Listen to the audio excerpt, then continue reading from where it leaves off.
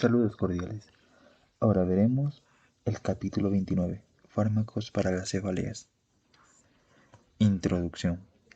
La mayoría de las personas trata eficaz y fácilmente una cefalea ocasional con un par de comprimidos de ácido acetil salicílico o ibuprofeno y un vaso de agua. Sin embargo, muchas personas tienen cefaleas continuas, intensas y recurrentes. La International Headache Society divide los trastornos que cursan con cefalea en dos grandes grupos. El primer grupo, los trastornos con cefalea primaria, incluye la cefalea en racimos, la migraña y la cefalea tensional. Las características y tratamientos de estos tres tipos de cefalea, que en conjunto suponen aproximadamente el 95% de todas las cefaleas, se compara en la tabla 29.1. El segundo grupo, los trastornos con cefalea secundaria, incluye cefaleas que se deben a trastornos orgánicos, por ejemplo, hemorragia, infección, neuropatía, accidente cerebrovascular y tumor. En los pacientes con cefalea secundaria, el tratamiento se centra en corregir el trastorno subyacente. Como la migraña es el tipo más grave y frecuente de cefalea en pacientes con un trastorno que cursa con cefalea, es el principal tema de este capítulo. El capítulo finaliza con una breve revisión de las opciones de tratamiento en cefalea, en racimos y la cefalea tensional. Características y patogenia de la migraña. En Estados Unidos, aproximadamente 24 millones de personas tienen migraña. No se conoce por completo los mecanismos fisiopatológicos de la migraña, aunque parece que se debe a una disfunción neuromuscular producida por un desequilibrio entre las actividades neuronales excitadora e inhibidora a diversos niveles del sistema nervioso central. Este desequilibrio puede estar desencadenado por hormonas, estrés, fatiga, hambre, dieta, fármacos o drogas. Aproximadamente el 15% de los pacientes que tienen una migraña refiere que experimentan un aura de aproximadamente 15 a 20 minutos de duración antes de cada uno de los episodios de migraña. Un aura visual puede adoptar la forma de destellos brillantes o de imágenes ondulantes que se extienden desde el ángulo del campo visual de icopsias. Un aura sensorial puede adoptar forma de parestesias que afectan el brazo y la cara y tienden a progresar desde los dedos de la mano hasta la mano y después al cuerpo. Se cree que las auras se deban a la vasoconstricción y la isquemia cerebral, que precipitan la crisis de migraña. Una migraña sin aura, previamente conocida como migraña común, suele acompañarse de un episodio de fotofobia, fonofobia, náuseas o vómitos. Una crisis de migraña tiene dos fases. La primera fase se caracteriza por vasoconstricción e isquemias cerebrales, la liberación de serotonina por las neuronas del sistema nervioso central, y las plaquetas circulantes contribuye a esta primera fase. Por lo tanto, los anticoagulantes plaquetarios y los antagonistas de los receptores serotoninérgicos son eficaces para la prevención de la migraña. La segunda fase, que es más prolongada que la primera, se caracteriza por la vasodilatación cerebral y dolor. Parece que el sistema neurovascular del nervio trigémino tiene una participación fundamental en la segunda fase. Las neuronas del complejo trigeminal liberan péptidos vasoactivos como la sustancia P y el péptido relacionado con el gen de la calcitonina. Estos péptidos desencadenan la vasodilatación y la inflamación de los vasos piales y durales, lo que a su vez estimula las fibras nociceptivas del nervio trigémino y causa dolor. En la figura 29.1 se muestran estos fenómenos y los mecanismos de los fármacos que se utilizan para poner fin a la migraña. Fármacos para la migraña. Los fármacos que se utilizan para tratar a pacientes con migraña se pueden clasificar como fármacos profilácticos y fármacos sintomáticos. Muchos fármacos profilácticos actúan bloqueando la fase vasoconstrictora del trastorno, mientras que los fármacos sintomáticos revierten la fase de vasodilatación de la migraña o alivian el dolor y la inflamación. Varios fármacos para la migraña son antagonistas o agonistas de tipos específicos de receptores serotoninérgicos. Estos receptores se han clasificado en 4 tipos principales, de 5-hidroxitriptamina 1 a 5-hidroxitriptamina sub 4. Los receptores sub 2 están ampliamente distribuidos en el sistema nervioso central, el músculo liso y las plaquetas, y median la vasoconstricción y la agregación plaquetaria. Los fármacos que bloquean los receptores 5-HT sub 2 pueden prevenir la fase vasoconstrictora de la migraña y están en desarrollo para la profilaxis de la migraña. Los receptores 5-hidroxitriptamina 1 son los principales receptores serotoninérgicos del sistema nervioso central y muchos de ellos actúan como autorreceptores presinápticos, cuya activación inhibe la liberación de serotonina y otros neurotransmisores. Los receptores 5-HT1 también median la vasoconstricción cerebral. Se utilizan fármacos que activan estos receptores, como el sumatriptán, para poner fin a una crisis de migraña. Fármacos profilácticos para la migraña. En las personas que tienen episodios frecuentes, se utilizan numerosas clases de fármacos para prevenir la migraña, entre las que están los anticonvulsivos, los antidepresivos, los antiinflamatorios, los antagonistas de los receptores beta-adrenérgicos, los bloqueantes del canal de calcio y los antagonistas de los receptores serotoninérgicos. Puede ser útil probar varios tipos diferentes de fármacos para determinar el más eficaz en un paciente determinado. Hacen falta varias semanas de tratamiento con cada fármaco antes de que se pueda determinar su eficacia. Antiepilépticos y antidepresivos. Las propiedades de los antiepilépticos y antidepresivos se analizan en los capítulos 20 y 22 respectivamente. En diversos estudios se ha visto que estas dos clases de fármacos pueden prevenir la migraña en algunos pacientes, aunque se desconocen los mecanismos exactos mediante los cuales ejercen sus efectos. El valproato, ácido valproico, es el antiepiléptico más utilizado para la profilaxis de la migraña. El tiempo que tarda en verse su eficacia, de 2 a 3 semanas, es algo más corto que el de otros fármacos profilácticos. Los efectos adversos más frecuentes incluyen sedación, temblor y aumento de peso. Puede utilizarse 3 clases de antidepresivos para prevenir la migraña. La primera corresponde a los inhibidores selectivos de la recaptación de serotonina, como la fluoxetina. La segunda corresponde a los antidepresivos tricíclicos. En este segundo grupo, las aminas terciarias, como la amitriptilina, inhiben con más potencia la recaptación de la serotonina y pueden ser más eficaces en la prevención de la migraña que las aminas secundarias como la desipramina. Y el tercer grupo corresponde a los inhibidores de la monoaminoxidasa, como la fenelcina. Los inhibidores de la monoaminoxidasa pueden bloquear la degradación de la serotonina y a veces se utilizan en personas que no responden a otros antidepresivos. Los pacientes deben tomar los antidepresivos durante 3 a 4 semanas antes de que empiecen a ser eficaces en la prevención de la cefalea, igual que ocurre con el alivio de los síntomas de la depresión. La inhibición de la recaptación de la serotonina por los antidepresivos conlleva a la desactivación de los receptores serotoninérgicos postsinápticos y, como mecanismo compensador, un aumento de la frecuencia de descarga de las neuronas serotoninérgicas. No obstante, no se ha establecido con claridad la relación entre estas acciones y la profilaxis de la migraña. Los inhibidores de la recaptación de la serotonina a veces producen ansiedad, insomnio, temblor, anorexia y disfunción sexual. Los antidepresivos tricíclicos pueden producir somnolencia, temblor y efectos anticolinérgicos, como sequedad de boca, visión borrosa y retención urinaria. Los inhibidores de la monoaminoxidasa pueden producir una crisis hipertensiva. Se toman con alimentos que contengan tiramina o con fármacos con aminas simpático-miméticas. Se desarrollan estas crisis hipertensivas. Antiinflamatorios no esteroideos. Se pueden utilizar antiinflamatorios no esteroideos o AINE como naproxeno para la prevención y el tratamiento de la migraña. Como se señala en el capítulo 30, estos fármacos actúan bloqueando la síntesis de tromboxano y la agregación plaquetaria, y de esta manera reducen la liberación de serotonina. Se pueden utilizar los AINES de forma continua o intermitente para prevenir las cefaleas predecibles.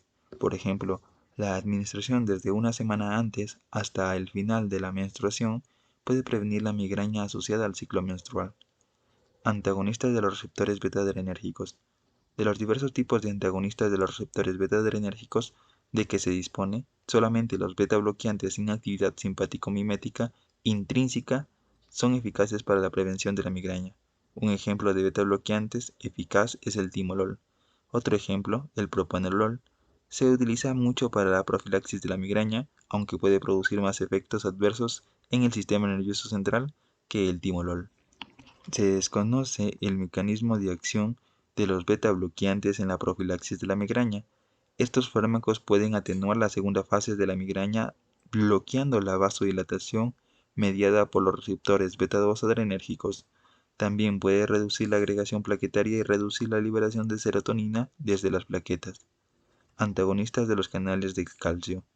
Aunque se utiliza el verapamilo y otros antagonistas de los receptores del calcio para la profilaxis de la migraña, hay datos de que los antagonistas de los canales de calcio son menos eficaces en la prevención de las crisis de migraña que otras clases de fármacos. Los antagonistas de los canales de calcio pueden ser eficaces en las migrañas porque previenen la fase de vasoconstrictora de la migraña. Las propiedades de estos fármacos se describen en el capítulo 11. Otros fármacos profilácticos para la migraña. La gabapentina es un fármaco autorizado para el tratamiento de diversos trastornos convulsivos y de la neuralgia posherpética.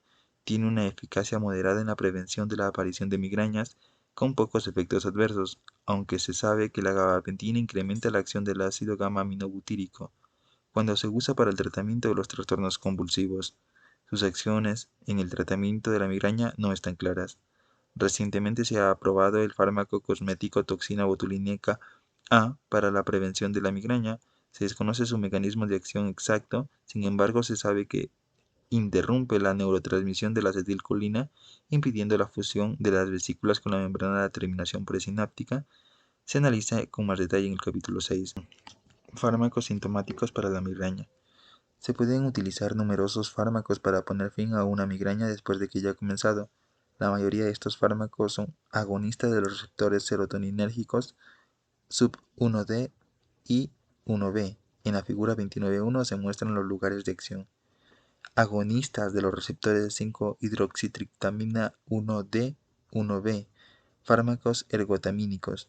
La ergotamina y la dihidroergotamina son alcaloides ergotamínicos eficaces en el tratamiento de la migraña y la cefalea en racimos. Se dispone de otros alcaloides ergotamínicos que se utilizan en el tratamiento de la enfermedad de Parkinson, la hiperprocalcitinemia y otros trastornos. El potente alucinógeno dietilamida del ácido lisérgico es también un derivado ergotamínico. Mecanismos de acción.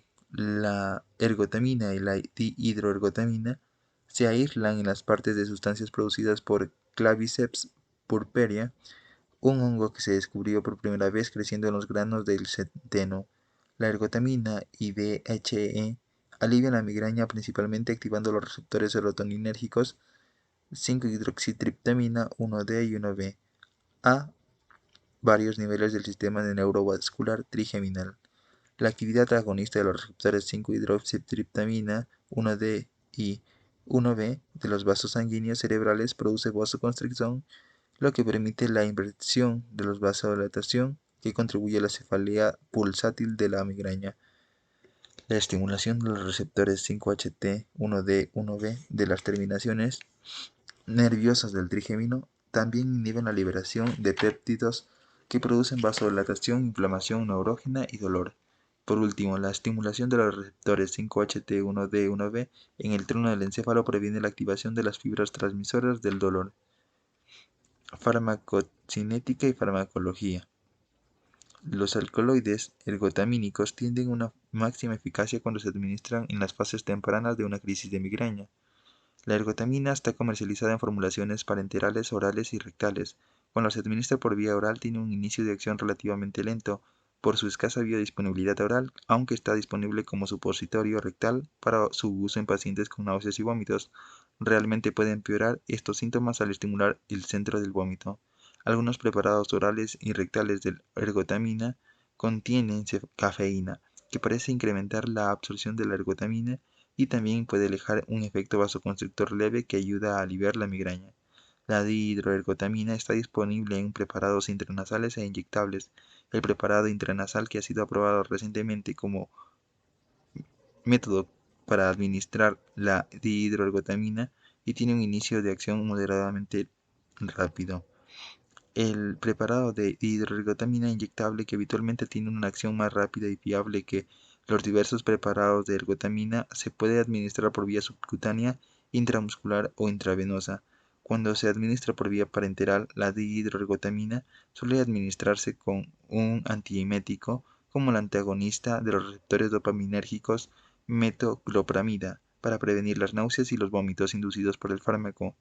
Efectos adversos. Los efectos adversos relativamente leves de los alcaloides ergotamínicos incluyen náuseas y vómitos, diarrea, calambres musculares, piel fría, parestesias y vértigo. La ergotamina y la dihidroergotamina pueden ocasionar vasoconstricción periférica porque estimulan los receptores alfa-1 adrenérgicos y estimulan directamente el músculo liso vascular. Por tanto, estos fármacos están contraindicados en personas con arteriopatía coronaria o vasculopatía periférica. Las dosis excesivas de ergotamina o dihidroergotamina pueden producir vasoconstricción cerebral intensa, isquemia y vasodilatación del rebote con cefalea. La cefalea del rebote puede durar varios días y puede ser necesario el ingreso hospitalario. Para retirar la ergotamina y aliviar el dolor, se debe seguir directrices posológicas estrictas para prevenir la cefalea de rebote y otras formas de toxicidad. Para prevenir la toxicidad acumulada debe evitarse el uso diario de ergotamina. Interacciones. El uso simultáneo de alcaloides ergotamínicos y antagonistas de los receptores beta-adrenérgicos puede ocasionar isquemia periférica intensa, porque la vasoconstricción mediada por los receptores alfa-adrenérgicos no se opone a la vasodilatación mediada por los receptores beta-2 adrenérgicos. Por lo tanto, se debe evitar esta combinación de fármacos. Triptano. El sumatriptán fue el primer nuevo fármaco del grupo de agonistas selectivos de los receptores serotoninérgicos 5-HT sub 1D y B1B, que se desarrollaron para el tratamiento de la migraña. La clase de los triptanos es ahora bastante numerosa e incluye naratriptán, rizatriptán y solmitriptán. Aunque la mayor parte de los datos sobre su eficacia en la supresión de una crisis de migraña se han obtenido con estos 4 triptanos, también se dispone de nuevos fármacos como frovatriptán, almotriptán y L-triptán. Los nuevos triptanos son similares al sumatriptán, aunque con mejores propiedades farmacocinéticas, por lo que pueden ser útiles en algunos casos. El almotriptán tiene las características específicas de ser el primer y único triptano aprobado para su uso en adultos y en adolescentes. Se puede utilizar el tratamiento agudo del dolor de la migraña en adolescentes de 12 a 17 años de edad, con antecedentes de crisis de migraña, con o sin una duración habitual de 4 horas o más cuando no se trata. Mecanismo de acción. El sumatriptán y otros agonistas de los receptores 5-HT1D1B son análogos estructurales de la serotonina. Los mecanismos mediante los cuales ponen fin a las migrañas parecen ser similares a los de la ergotamina y la dihidroergotamina. Farmacocinética y efectos farmacológicos. En 1992 se introdujo un preparado de sumatriptán para la administración subcutánea y varios años después se introdujeron preparados orales e intranasales. Las concentraciones plasmáticas máximas de sumatriptán se alcanzan más rápidamente con la administración subcutánea y menos rápidamente con la administración oral. El alivio de la migraña habitualmente tarda 1 hora en producirse cuando el sumatriptán se administra por vía subcutánea con un autoinyector, aunque puede tardar hasta 2 horas cuando se administra por vía oral. El naratriptán, el rizatriptán y el solmitriptán actualmente solo se pueden administrar por vía oral. En comparación con el sumatriptán, estos nuevos triptanos son más lipófilos, tienen mayores biodisponibilidades orales y alcanzan mayores concentraciones en el sistema nervioso central. El hallazgo de que penetran más fácilmente en el sistema nervioso central puede permitir que inhiban con más eficacia que el sumatriptán los mecanismos del tronco del encéfalo que participan en la migraña. En un ensayo clínico en el que se compararon los efectos del tratamiento con sumatriptán o con dihidroergotamina en pacientes con trastornos migrañosos, se vio que el sumatriptán administrado por vía subcutánea aliviaba el 85% de los episodios de migraña y era ligeramente superior a la dihidroergotamina. Sin embargo, en diversos estudios se ha visto que el sumatriptán no es tan eficaz en el 20 a 10% de los pacientes que tienen migraña y aproximadamente el 40% de los pacientes que tienen alivio inicialmente con el sumatriptán tienen una recurrencia de la cefalea el mismo día. Las recurrencias son más prevalentes en los pacientes que tienen episodios más graves y prolongados. Si la cefalea reaparece, se puede repetir el tratamiento a intervalos especificados hasta que se haya administrado una dosis diaria máxima de sumatriptán. Como el sumatriptán y otros triptanos son más costosos que los alcaloides ergotamínicos, la necesidad de repetir la dosis puede ser un factor que influya en la selección del fármaco. De acuerdo con algunos ensayos clínicos, los nuevos triptanos tienen una eficacia de un 10 al 20% mayor que el sumatriptán y una tasa de recurrencia de la cefalea es menor, el 30% con los nuevos triptanos en comparación con el 40% con el sumatriptán. El naratriptán tiene una semivida más prolongada que el sumatriptán, lo que puede explicar la menor tasa de recurrencia de la cefalea. Hacen falta más estudios clínicos para confirmar estas diferencias.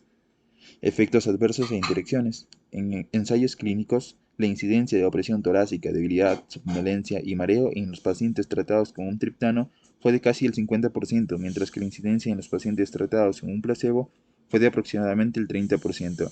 La incidencia de efectos adversos parece ser similar con todos los triptanos.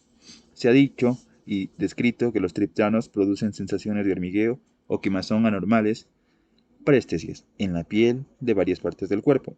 Estas sensaciones son benignas, aunque el paciente puede confundir con un efecto adverso grave. Los triptanos pueden producir vasoespasmo coronario y no se deben utilizar en pacientes con antecedentes de angina de pecho, infarto de miocardio u otra forma de arteriopatía coronaria. Igual que los ergotamínicos, los triptanos pueden aumentar la presión arterial, por lo que no se deben administrar en pacientes con hipertensión no controlada. Los triptanos no se deben administrar al mismo tiempo que los IMAO y tampoco se deben utilizar en las 24 horas siguientes a la administración de un alcaloide ergotamínico. El uso de triptanos con antidepresivos de la clase de los inhibidores selectivos de recaptación de serotonina, como la duloxetina y la fluoxetina, incrementa el riesgo de desencadenar un síndrome serotoninérgico. Otros fármacos sintomáticos para la migraña. Se puede utilizar un AINE como el naproxeno para prevenir o poner fin a una crisis de migraña. La formulación con combinación de paracetamol, butalbital, un barbitúrico y cafeína también son eficaces para poner fin a las migrañas. El isometepteno, un fármaco que actúa como simpático mimético, también puede usarse para poner fin a las crisis de la migraña. Está disponible en un preparado que también contiene paracetamol y un sedante suave. Los analgésicos opioides pueden aliviar el dolor de la migraña, aunque se debe reservar su uso en los pacientes en los que otros fármacos estén contraindicados o no sean eficaces. El tramadol ha sido particularmente útil en los síndromes de dolor crónico y es uno de los opioides más utilizados para tratar la migraña. Es un agonista de los receptores de opioides mu y también inhibe la recaptación de noradrenalina y serotonina en el sistema nervioso central. Esta última acción puede contribuir al efecto analgésico del fármaco. El butorfanol actúa como un agonista de los receptores de opioides kappa y como un antagonista mixto de los receptores de opioides mu. Está disponible en una formulación con aerosol nasal con un rápido inicio de acción. Las combinaciones de paracetamol con codeína y de otros opioides son también eficaces en pacientes resistentes a otros tratamientos farmacológicos. El antipsicótico prochlorperazina es eficaz para poner fin a la migraña continua cuando se administra por vía intravenosa. Directrices para el tratamiento de las migrañas. Tratamiento profiláctico para las migrañas. Las medidas no farmacológicas pueden ser importantes en la prevención de las crisis de migraña. Estas medidas incluyen la educación adecuada de pacientes, la identificación y la evitación de los factores que contribuyen a la crisis de migraña, como alimentos, bebidas y factores ambientales particulares. La biorretroalimentación y la terapia de relajación y la psicoterapia, la acupuntura y la fisioterapia pueden ser útiles, aunque no se ha confirmado su eficacia en ensayos clínicos controlados. Se sabe que muchos fármacos previenen la crisis de migraña. No obstante, la eficacia de estos fármacos varía de unos pacientes a otros, por lo que encontrar un fármaco eficaz de un paciente es en gran medida ensayo y error. Las características individuales de los pacientes deben apoyar y ayudar a guiar la selección del fármaco. Por ejemplo, los beta bloqueantes tienen efectos negativos sobre el gasto cardíaco, por lo que habitualmente son menos adecuados que otros fármacos en deportistas. El objetivo del uso de fármacos profilácticos es reducir la frecuencia de las crisis de migraña en al menos el 50%, y el médico y el paciente deben establecer claramente y comprender los criterios para evaluar la eficacia de un fármaco particular. Habitualmente hace falta de 3 a 4 semanas de tratamiento antes de que se observe el efecto beneficioso de un determinado fármaco, por lo que los diversos autores recomiendan un ensayo de 4 o 6 semanas antes de cambiar a otro fármaco. Tratamiento agudo de las migrañas.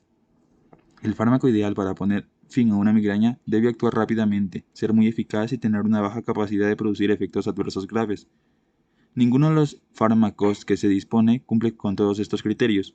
Los nuevos agonistas serotoninérgicos triptanos parecen ser menos tóxicos y ligeramente más eficaces que los preparados ergotamínicos. Sin embargo, la dihidroergotamina tiene la ventaja de una duración de acción más prolongada que la de los triptanos. Los preparados intranasales de sumatriptán y de hidroergotamina tienen un inicio de acción más rápido que los preparados orales y son más cómodos en el tratamiento parenteral. El tratamiento para poner fin a una migraña requiere la selección prudente del fármaco y unas restricciones razonables sobre su uso para evitar la toxicidad y la habituación. La eficacia de un fármaco determinado varía mucho de unos pacientes a otros, por lo que habitualmente es necesario hacer pruebas prudentes con varios fármacos para determinar el más eficaz en un paciente determinado. Algunos autores recomiendan iniciar el tratamiento sintomático con un AINE, naproxeno, si de manera repetida el uso del AINE no alivia el dolor de un plazo de 1 hora. Entonces se debe indicar al paciente que cambie a otro fármaco, como un triptano o dihidroergotamina. Aunque este método puede ser útil en algunos pacientes, otros se pueden beneficiar más del uso inicial de un triptano o de hidroergotamina. Para evaluar los efectos del tratamiento farmacológico se debe enseñar al paciente a llevar un registro adecuado de las dosis de los fármacos y la intensidad de los síntomas, especialmente durante un periodo de prueba. El abuso de estos fármacos puede producir efectos tóxicos graves, por lo que se debe iniciar claramente a los pacientes que deben limitar el uso de estos fármacos. De acuerdo con las directrices de la National Health Foundation, los pacientes deben evitar el uso de ergotamina a 8 días de tratamiento al mes. Con un intervalo prolongado entre los días de tratamiento, deben limitar el uso de sumatriptán y otros triptanos a 6 días de tratamiento al mes y 2 días de tratamiento a la semana, y deben limitar el uso de opioides a 2 días de tratamiento a la semana. Características de tratamientos de la cefalea en racimos. La cefalea en racimos es una cefalea retroorbitaria unilateral o intensa que se manifiesta en episodios que tienen que agruparse o agregarse en racimos a lo largo del tiempo. Los pacientes a menudo describen un dolor abrasador o quemante que se origina detrás de un ojo, aparece sin previo aviso y puede ser insoportable. El dolor dura de 15 minutos a 3 horas y habitualmente aparece a la misma hora todos los días. Al contrario que los pacientes con migraña, que son muy sensibles al movimiento y los estímulos externos, los pacientes con cefalea en racimos habitualmente caminan de forma agitada, aplican presión a la órbita o incluso se golpean la cara para distraerse del dolor. La incidencia del trastorno de cefalea en racimos es baja y afecta a menos del 0.5% de la población. Los fármacos para prevenir la cefalea en racimos incluyen verapamilo y litio. Igual que en la migraña, se puede poner fin a la cefalea en racimos administrando dihidroergotamina, ergotamina o somatriptán. Otros fármacos eficaces para poner fin a una cefalea en racimos incluyen oxígeno inhalado, lidocaína intranasal y glucocorticoides. La diferencia para seleccionar los fármacos para tratar la cefalea en racimos son similares a los que se han presentado previamente para la migraña. Características de tratamiento de la cefalea tensional. La cefalea tensional se caracteriza por un dolor opresivo similar al que produce una cinta alrededor de la cabeza, bilateral y no pulsátil, de intensidad leve o moderada. Este frecuente tipo de cefalea a menudo responde a métodos fisiológicos que corrigen la alineación cervical o dental o un error de reflexión visual. Los tratamientos no farmacológicos, biorretroalimentación, acupuntura y fisioterapia también son útiles para controlar la cefalea tensional, tanto episódica como crónica. El tratamiento farmacológico habitualmente incluye AINE y relajantes musculares, aunque los pacientes con cefalea tensional crónica también pueden responder al uso profiláctico de amitriptilina. Este fármaco habitualmente se tolera bien cuando el tratamiento se inicia con una dosis baja al acostarse y la dosis se aumenta gradualmente en un periodo de varias semanas. Muchísimas gracias, eso ha sido todo, nos vemos en un siguiente capítulo.